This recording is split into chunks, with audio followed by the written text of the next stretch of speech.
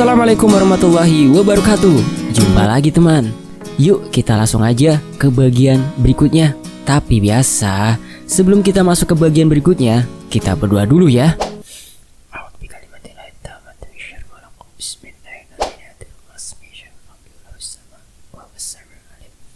Allahumma sholli ala Sayyidina Muhammad sallallahu alaihi wasallam.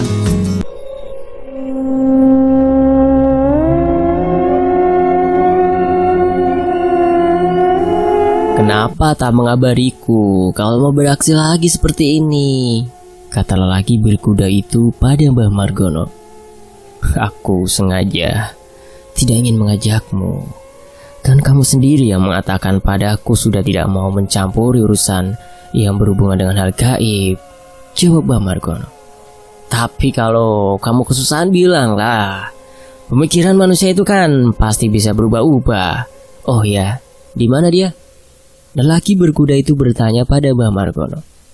Di sana, seperti biasa dengan penjaganya. Sudah, tak perlu khawatir. Mbah Margono menuju ke arahku. Terlihat wajah lelaki itu tampak tersenyum melihatku dengan memegang keris yang mungkin dia ketahui keris ini dari cincin yang diberikan Mbah Margono padaku. Aku yang melihat lelaki itu tersenyum padaku, aku pun membalas senyumannya. Setelah saling sapa dengan senyuman lelaki itu pun ikut bertarung dengan Mbah Margono dan Endro Suto. Sinta yang tadi terlempar setelah mencoba menyerang gerombolan Omowo sudah mulai bangkit lagi. Aku terus menyerang gerombolan sosok anak kecil yang jumlahnya kini semakin sedikit. Sinta terlihat sangat marah dengan apa yang dilakukan salah satu Omowo itu. Dia berniat akan melancarkan serangan kedua. Aku yang sedang menghabisi sisa-sisa pasukan yang menyerangku membuatku tak sempat untuk mencegah Sinta untuk tergesa-gesa menyerang seperti tadi. Ekspresi Sinta sangat berbeda dari biasanya. Belum pernah aku melihat Sinta semarah ini. Wajah cantiknya kini berubah sedikit mengerikan dengan taring yang sedikit memanjang.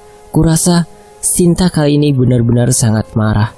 Aku yang tadinya melihat Sinta sedang berdiri sambil berfokus ke salah satu sosok Omowo itu, tiba-tiba sosok Sinta menghilang dari pandanganku. Seketika itu juga terdengar suara tepuk, seperti sebuah hantaman yang sangat keras. Dan setelah terdengar suara tersebut, tiba-tiba salah satu Omowo yang bertubuh besar terpental jauh hingga terseret ke tanah dan membuat debu berhamburan sepanjang dia terpental. Beraninya memegang dan membantingku kalian, ucap Sinta setelah melakukan serangan tersebut. Sempat aku kagum dengan apa yang dilakukan Sinta tadi. Tadi sangka dia punya kecepatan seperti itu. Kenapa dulu dia tidak melakukannya saat aku sedang di rumah sakit? Aku yang terkagum-kagum tak menyadari ada sekumpulan sosok yang berwujud anak kecil dengan wajah tua mulai mendekatiku. Belum sampai mereka mendekatiku, tiba-tiba dari arah belakangku meluncur sebuah cahaya berwarna putih keemasan, meluncur dengan cepat ke arahku. Rian, tiarap! Sosok lelaki berkuda itu berteriak lalu berjalan dengan kudanya mendekatiku. Seketika setelah aku tiarap dan cahaya putih keemasan itu meluncur melewati atasku, pasukan anak kecil berwajah tua itu terbelah menjadi dua bagian.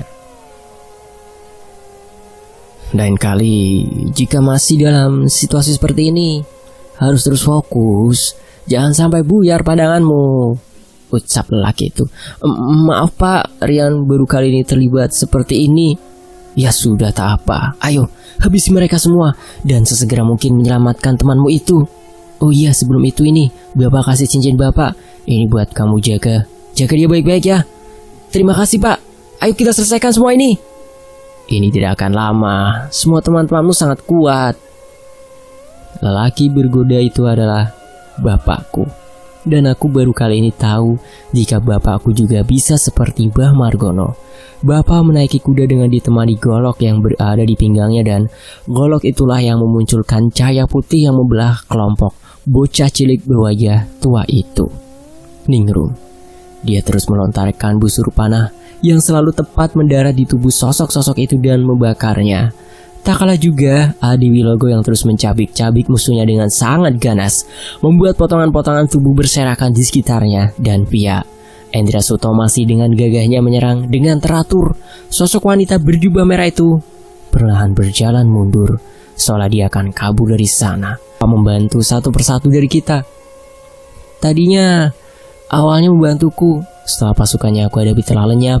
Kemudian Bapak membantu Adiwilogo menghabisi musuhnya. Setelah semua pasukan itu telah habis, kita pun berkumpul di satu titik.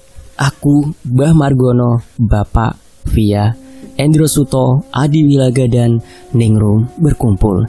Hanya Sinta yang sedang asik menyerang. Sosok Omowo yang tadi terlempar mulai bergerak untuk berdiri lagi. Belum sampai dia berhasil berdiri, Sinta sudah meluncur ke arahnya lagi dengan cepat. Sinta berdiri tepat di atas dada makhluk itu. Terlihat senyuman Sinta sangat mengerikan. Tepat di atas dada makhluk itu, Sinta kemudian mengangkat kakinya, lalu hendak menghantamkan kakinya pada kepala Omowo yang terbaring di tanah. "Hei kau, berani yang membantingku tadi, sekarang giliranku menyerangmu." Beberapa kali Sinta menghantamkan kakinya tepat di kepala Omowo yang terbaring itu. Suara erangan dari Omowo itu seperti sangat kesakitan. Sinta tak berbelas kasihan pada sosok yang berani menyentuhnya tanpa seizinnya. Dan sudah dipastikan sosok yang berurusan dengannya pasti akan binasa. Teriak sosok genderuwo itu mulai terlihat lemas. Melihat musuhnya ini mulai lemas, Sinta kali ini menggunakan pedang yang dia pegang. Sinta melompat ke udara kemudian menghempaskan pedangnya dengan yang membuat tubuh Omowo itu terbelah menjadi beberapa bagian.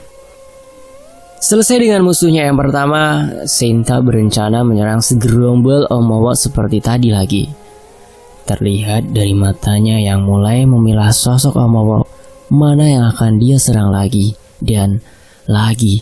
Setelah memilih target, Sinta kemudian langsung melesat ke arah gerombolan genderuwo tersebut. Tak disangka, serangan Sinta berhasil dibaca oleh mereka.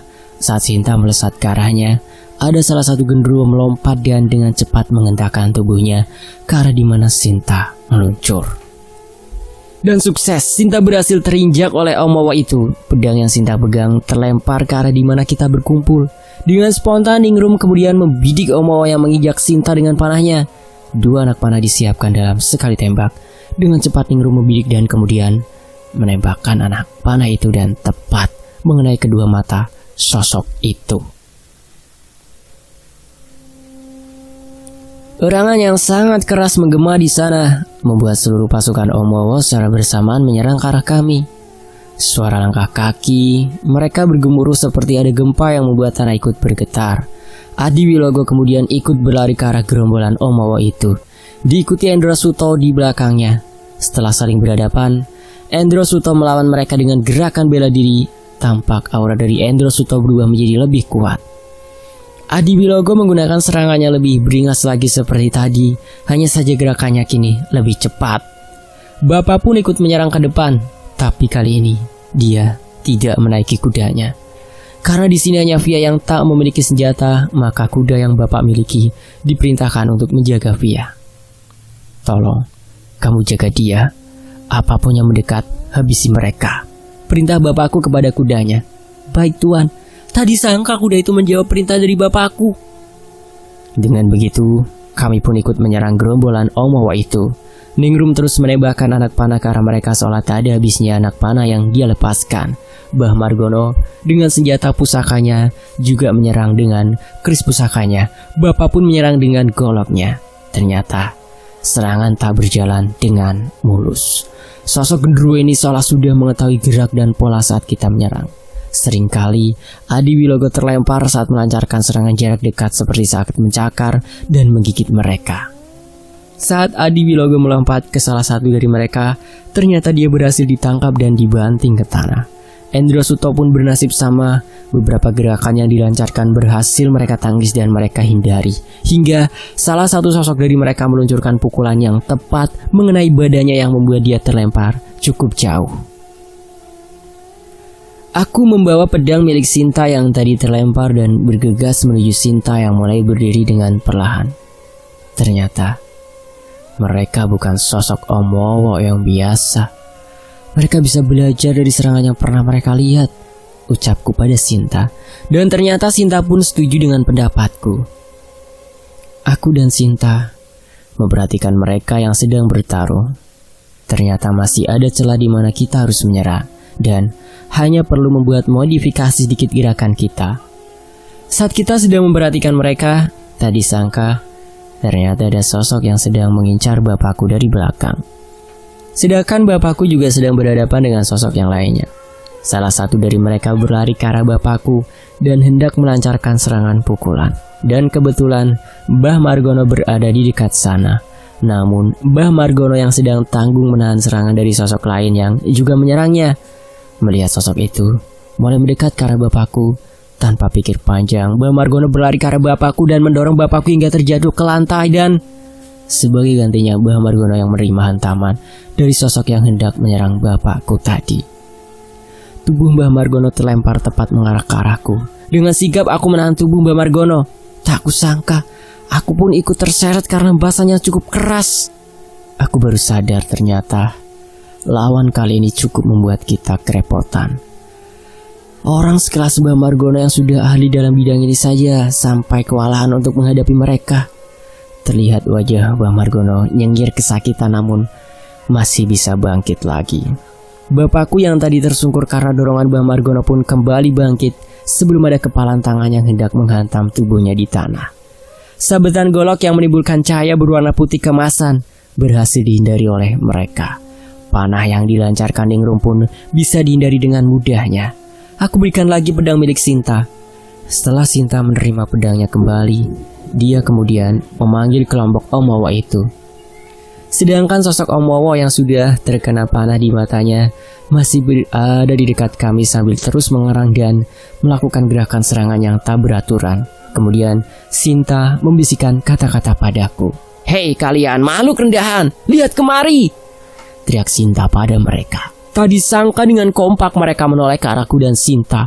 Sinta kemudian mendekat ke arah sosok Om Wowo yang terkena panah di matanya dan melompat ke udara. Kemudian Sinta mengayunkan pedangnya dari atas ke bawah dan seketika kas! Sosok yang Om Wowo yang bertubuh paling besar dan terkena panah di matanya tiba-tiba terbelah menjadi dua bagian. Hal itu membuat sekelompok Om Wowo dengan cara bersamaan berlari ke arah Sinta dengan ekspresi marah yang teramat sangat.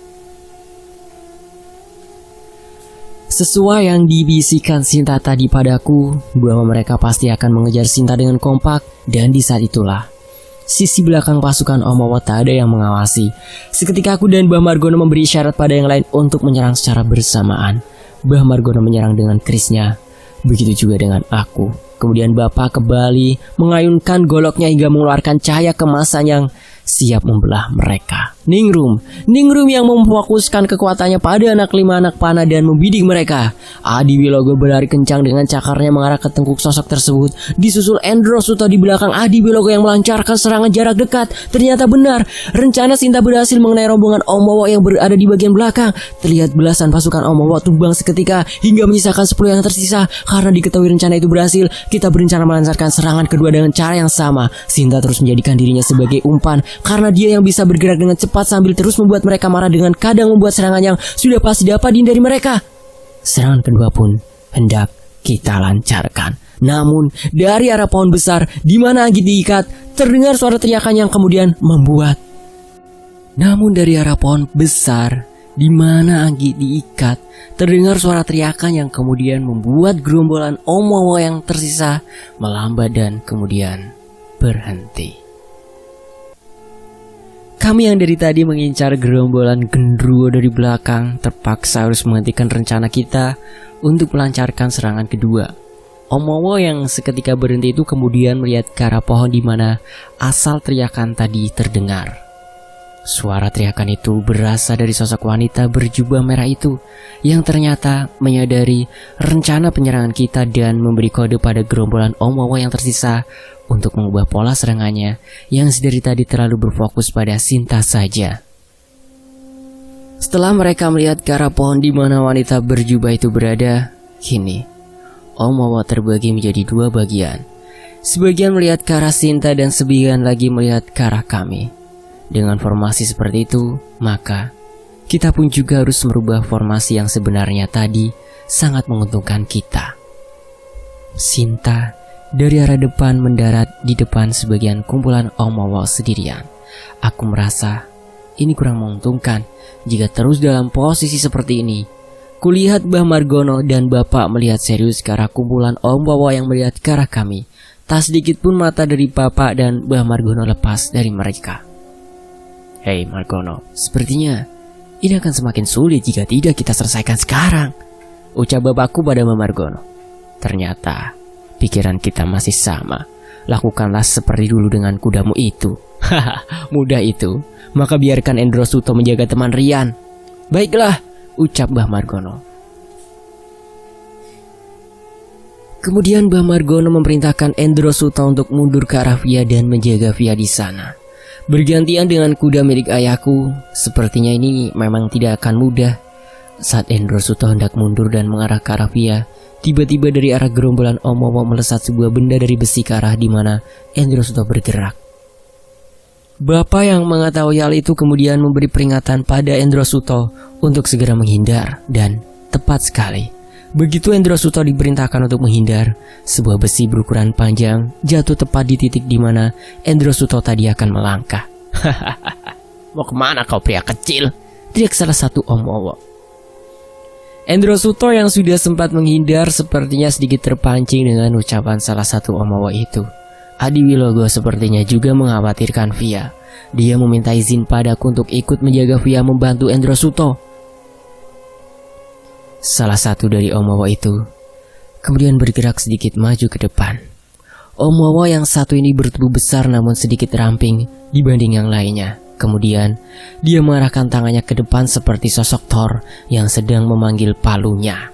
Besi yang tadinya jatuh di sekitar Endro Suto kemudian bergerak dan melesat ke arah Omowo yang berpose seperti Thor. Kemudian besi itu berada di genggamannya. Terlihat bukan besi biasa.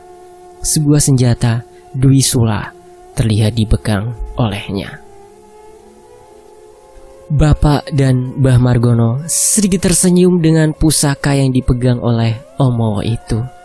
Seketika kuda milik Bapak melesat dari arah belakang menuju ke arah kami. Seketika Bapak kemudian menaiki kuda itu dan bersamaan dengan itu Mbah Margono memerintahkan aku, Ningrum, berpencar mengelilingi Omowo, membuat formasi kita menjadi mengitari kumpulan genderuwo yang berada di tengah-tengah kita. Aku, Bapak, Mbah Margono, Ningrum, dan Sinta. Namun bukan Sinta namanya kalau dia bisa santai dalam bertempur. Karena belum ada instruksi selanjutnya dari Mbah Margono, kita pun berdiam di masing-masing posisi kita. Beda halnya dengan Sinta. Dengan tergesa-gesa, Sinta kemudian melesat maju ke depan mengarah ke salah satu Omowo yang berada di depannya. Dia hendak menyerang, namun saat dia melesat dan hampir mendekati sosok Omowo itu, sosok Omowo yang membawa Dwi Sula itu kemudian memukulkan ujung Dwi Sulanya ke tanah, yang membuat seperti ada sebuah perisai berbentuk mangkuk transparan menutupi kumpulan Omowo itu, yang seketika bisa menghentikan serangan Sinta hingga dia tertahan di sana. Sinta sepertinya kelihatan panik dengan apa yang terjadi. Saat dia tertahan di sana, sosok Omowo yang lain seperti membawa sebuah gada besar mendekat ke arah Sinta dan hendak memukul Sinta dengan gada besar itu. Seketika Sinta terlempar karena pukulan yang diberikan oleh Omowo itu. Melihat Sinta terlempar dan terpental beberapa kali, membuatku ingin menolongnya. Namun, saat aku hendak mendekat dan menolong Sinta, Bapak dan Mbah Margono seolah kompak menyuruhku membiarkan Sinta terlempar. Mungkin jika aku menolong Sinta saat ini, aku juga akan merusak formasi yang sudah disiapkan oleh Bapak dan Mbah Margono tadi. Ningrum, siapkan 5 anak panah dan bidik ke arahnya, ucap Mbah Margono pada Ningrum untuk membidik satu Omowo dengan panah yang siap dilontarkan. Rian, kamu siap menyerang dengan kerismu. Lakukan dengan sekuat dayamu. Menyatulah dengan kerismu. Nanti jika Sinta sudah kembali kemari, menarilah, Mbah Margono menyuruhku. Entah bagaimana caraku bersatu dengan kerisku dan satu lagi, menari. Di saat seperti ini aku harus menari, gimana bisa? Nanti saja aku pikirkan itu. Lebih baik sekarang fokus dengan apa yang sudah ada dulu. Kamu siap dengan kudamu?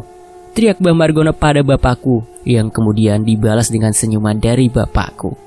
Seketika setelah dirasa semua siap oleh Mbah Margono, dia kemudian mengangkat satu tangannya yang membawa keris ke atas, lalu mengayunkannya ke bawah sebagai tanda kita menyerang sekarang.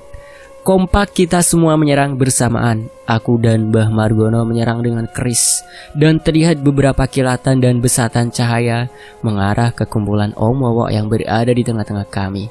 Ningru menyerang dengan anak panahnya yang sepertinya sekarang memiliki kekuatan lebih kuat dari sebelumnya. Terlihat pusaran angin dan kilatan cahaya merah menyala di ujung anak panahnya saat melesat ke arah kumpulan dari Om Wowo.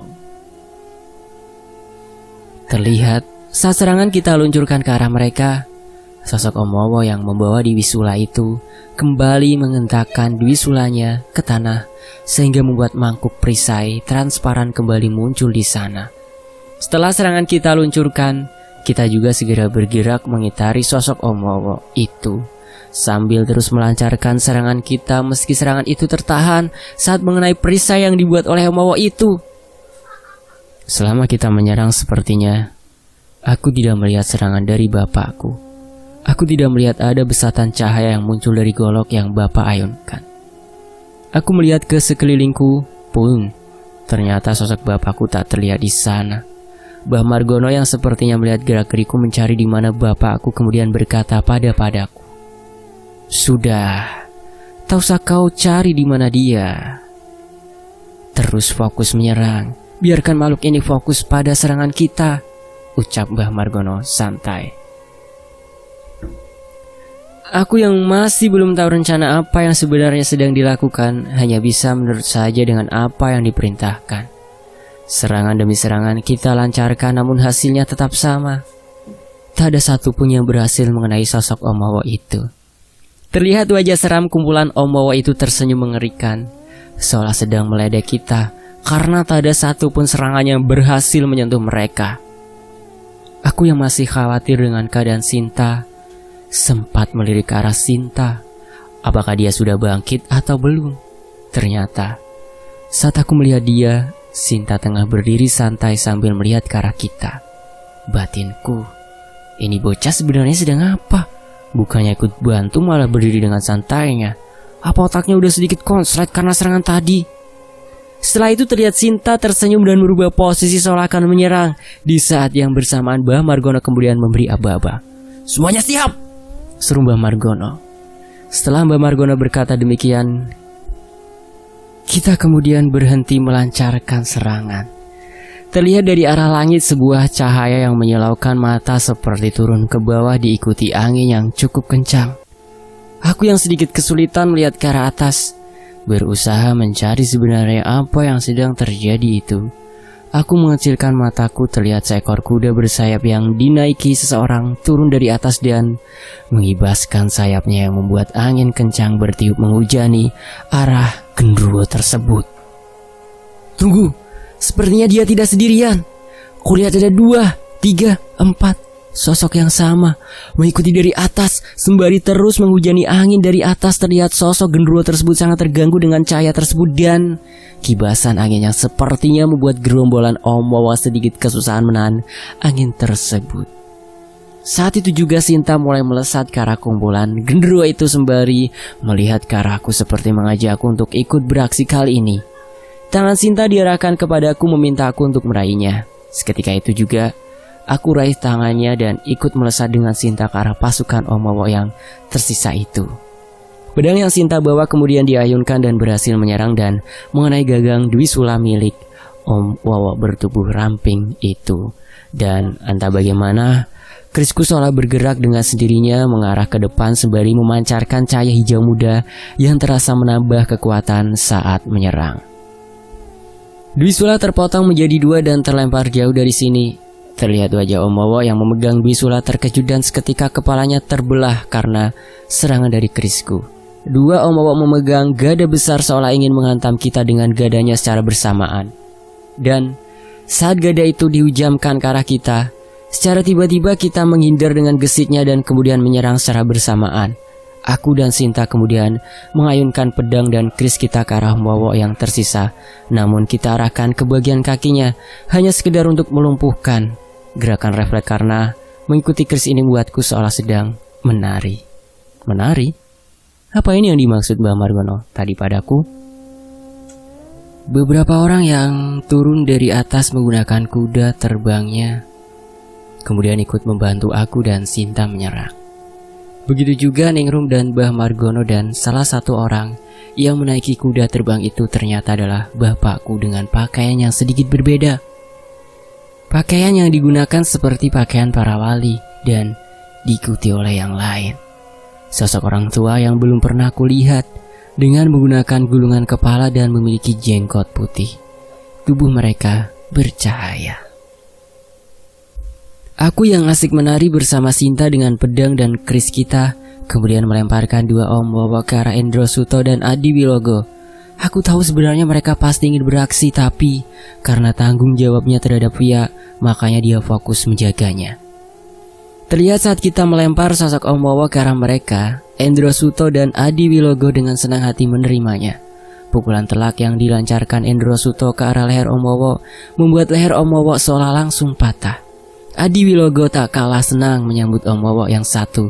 Dengan cakarnya yang diarahkan ke arah kerongkongan Om Wowo langsung tembus masuk dan seketika darah kembali mengucur dari Om Wowo yang berlubang lehernya.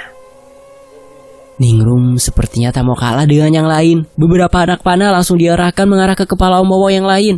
Bukan kepala lebih tepatnya, tapi mata. Hingga salah satu Om Wowo yang sudah terkena matanya terus dihujani anak panah pada matanya yang otomatis membuat terbakar kemudian meledakkan kepalanya. Beberapa sosok lelaki berkuda itu terus membantu kita menyerang para Om Wowo yang tersisa. Hingga pada akhirnya semua pasukan Om Wowo habis tak tersisa sama sekali. Semua mati dalam keadaan mengenaskan. Terlihat wajah sosok laki-laki berkuda selain bapakku menggunakan ikat kepala dan wajahnya terlihat sangat ramah.